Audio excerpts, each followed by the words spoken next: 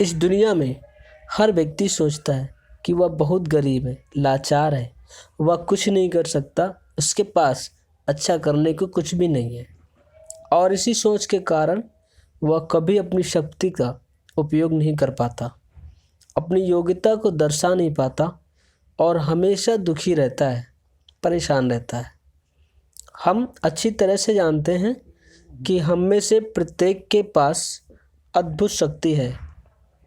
हम कुछ भी कर सकते हैं, एक सुखी जीवन जी सकते हैं, लेकिन फिर भी सारी ज़िंदगी परेशानी रहते हैं। ऐसा क्यों? क्योंकि हम भूल जाते हैं अपनी शक्ति को, अपनी क्षमता को। हमें पल पल को याद दिलाने वाला होना चाहिए कि हम सभी उस परमात्मा की संतान हैं जो सर्वशक्तिमान है, जो सबकी एक एक पल की खबर रखता है, जो इतनी बड़ी सृष्टि का मालिक है। उसने हर किसी को कुछ न कुछ अलग शक्ति दी है और यहाँ पर हर व्यक्ति अनोखा है। उसके जैसा न कभी कोई था और न कभी कोई होगा। ये समझने के लिए आपको एक छोटी सी कहानी सुनाता हूँ। एक बार महात्मा बुद्ध एक गांव में एक पेड़ के नीचे बैठे थे। उनके पास उनके बहुत से शिष्य भी बैठे थे और वहाँ आसपास के गांव के बहुत से लोग अपनी अपनी समस्या लेकर आ रहे थे।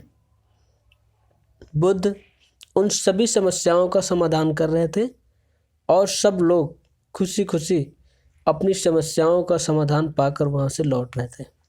वहीं से कुछ दूर बैठा एक दुखी भिखारी खुद की किस्मत को कोस रहा था। वह बुद्ध के पास जाने वाले लोगों को देख रहा था। इन लोगों को देखकर वो सोचने लगा कि अभी कुछ देर पहले ये सभी लोग दुखी मन से उस महात्मा के पास गए थे और अब इतना खुश होकर वापस कैसे लौट रहे हैं। आखिर बात क्या है? चलो चलकर देखते हैं कि महात्मा ऐसा कौन सा खजाना बांट रहे हैं इनको, जो इनके चेहरे पर इतनी खुशी नज़र आ रही है। जब वो दुखी भिखारी कुछ नज़दीक गया तो उसने देखा कि ये महात्मा तो लोगों को प्रवचन देकर इनके दुख का निवारण कर रहे हैं। ये देखकर भिखारी के मन में भी तीव्र इच्छा हुई कि क्यों ना मैं भी अपना दुख महात्मा को बताऊं और हो सकता है मेरा भी दुख दूर हो जाए। बस फिर क्या था, समाधान पाने की लालसा लिए भिखारी महात्मा बुद्ध के सामने पहुंच गया और हाथ जोड़कर प्रणाम करते हुए बोला, हे महात्मा बुद्ध, मैं भी लोगों की मदद करना चाहता हूँ। मेरी बहुत इच्छा है कि मैं लोगों की मदद करूँ, लेकिन मैं मदद कैसे करूँ?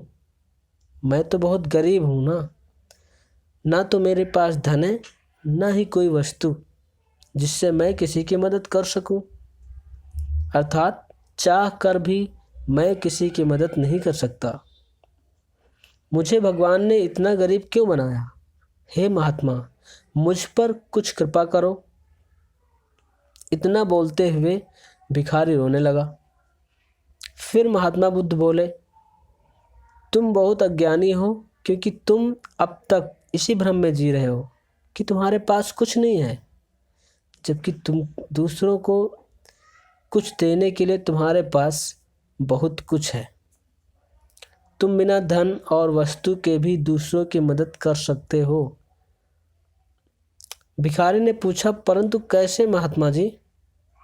बुद्ध ने कहा, तुम्हारे पास जुबान है जिससे तुम मीठे शब्द बोलकर किसी के दुखी चेहरे पर मुस्कान ला सकते हो और इन्हीं शब्दों की ताकत से तुम किसी के टूटते हौसलों को भी फिर से मजबूत कर सकते हो। अपने शब्दों की ताकत से तुम किसी के भी मन में सकारात्मक विचारधारा के बीज बोकर उसको गलत रास्ते पर जाने से रोक सकते हो। तुम्हारे पास दो हाथ हैं जिससे तुम किसी भी कमज़ोर और लाचार की मदद कर सकते हो। भगवान ने तुम्हें दो आंखें दी हैं जिससे तुम किसी अंधे को रास्ता दिखा सकते हो। तुम किसी के लिए दुआ कर सकते हो सकता है तुम्हारी दुआ से किसी के बिगड़े काम फिर से बन जाएं। तुम किसी के अच्छी सेहत की कामना कर सकते हो, लेकिन अज्ञानता के कारण तुम अब तक इस बात को समझ नहीं पाए और इसी भ्रम में जी रहे हो कि तुम्हारे पास मदद करने के लिए कुछ नहीं है। किसी की मदद करने के लिए याद रखो, धन और वस्तु का होना अनिवार्य नहीं है। बिना धन और वस्तु के भी हम कई प्रकार से लोगों की मदद कर सकते हैं। महात्मा बुद्ध के ज्ञान भरे इन सुंदर वचनों को सुन भिखारी के चेहरे पर मुस्कान आ गई और वो खुशी से झूमता हुआ वहाँ से चला गया। तो इस कहानी में आपने देखा कि महात्मा बुद्ध ने उस भिखारी को उसकी अज्ञानता से, जो उसे पता नहीं था, उससे उसको परिचय करवाया। वो भिखारी के अंदर एक अज्ञानी था जो उसे पता नहीं था कि वो क्या क्या कर सकता है। आज के समय में भी ऐसे बहुत सारे लोग हैं जो यही सोच सोच कर दुखी होते रहते हैं कि मेरे पास तो ये नहीं है, मेरे पास वो नहीं है, मेरे पास ये साधन होता तो मैं ये करता, वो साधन होता तो वो करता। बल्कि जो है उसी में संतोष करना चाहिए और बिना किसी मतलब के लोगों की मदद करना चाहिए। इसी से आपको परम सुख की प्राप्ति होगी। Thank you so much.